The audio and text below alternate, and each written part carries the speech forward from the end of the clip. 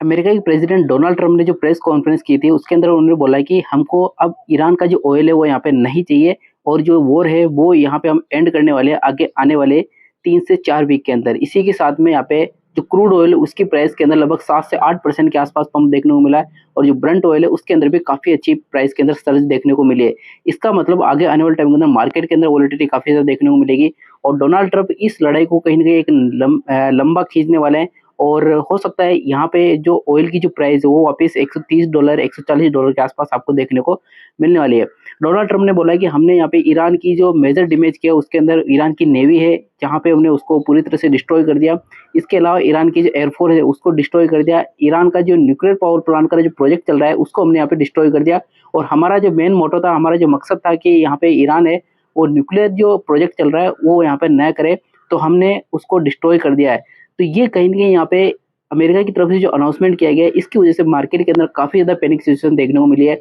और बिटकॉइन की प्राइस के अंदर भी लगभग $3000 के आस-पास का डंप यहाँ पे देखने को मिला है।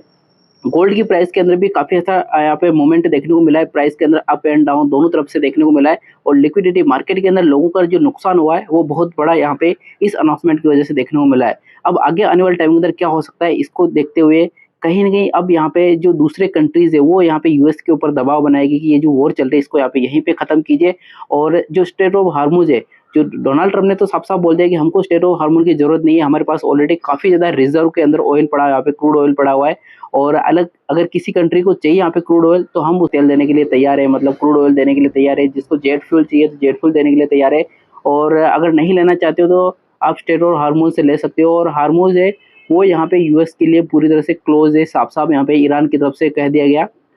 कि ईरान और इज़राइल के लिए स्ट्रेट ऑफ हार्मुज़ है वो पूरी तरह से यहाँ पे क्लोज़ है और बाकी कंट्रीज़ है उसके लिए यहाँ पे ओपन है। इसके अलावा ईरान की तरफ से भी ये कह दिया गया साफ-साफ कि 2 से 3 वीक के अंदर ये जो यहाँ पे यूएस की तरफ से जो स्ट्राइक की जा रही है, अगर उसको क्लोज़ नहीं किया गया, तो जो मेजर कंपनीज़ है यहाँ पे यूएस की जो बड़ी मल्टीनेशनल कंपनीज़ है उसके ऊपर हम यहाँ पे स्ट्राइक करेंगे, उसके ऊपर हम यहाँ पे अटैक करने वाले हैं, मिसाइल अटैक कर सकते हैं। तो उसकी शुरुआत हो चुकी है, यहाँ पे काफ़ी सारी ऐसी कंट्रीज़ के ऑफिस थे ईरान के अंदर या फिर यूएई के अंदर, वहाँ पे अटैक किया गया यहाँ पे ईरान की तरफ से। तो ये जो वॉर चल रही है, ये कहीं न कहीं थोड़ी-सी और फँसती हुई कन्फ्यूज़न वाली देखने को मिल रही है और मार्केट के अंदर जब कन्फ्यूज़न फैलता है तो पंप और डंप देखने को मिलता है। अगर आप लीवरेज ट्रेड करते हो बिटकॉइन या फिर गोल्ड के अंदर, सिल्वर के अंदर या फिर स्टॉक मार्केट के अंदर, तो आपको इस टाइम पे काफ़ी ज़्यादा अवेयर रहने की ज़रूरत है और स्टॉक मार्केट यूएस का हो, चाहे यहाँ पे साउथ कोरिया का हो, चाहे चाइनीज़ हो, चाहे जापानीज़ हो, इनकी प्राइस के अंदर काफ़ी ज़्यादा यहाँ पे लॉस और काफ़ी ज़्यादा पंप और डंप देखने को मिला है यहाँ पे।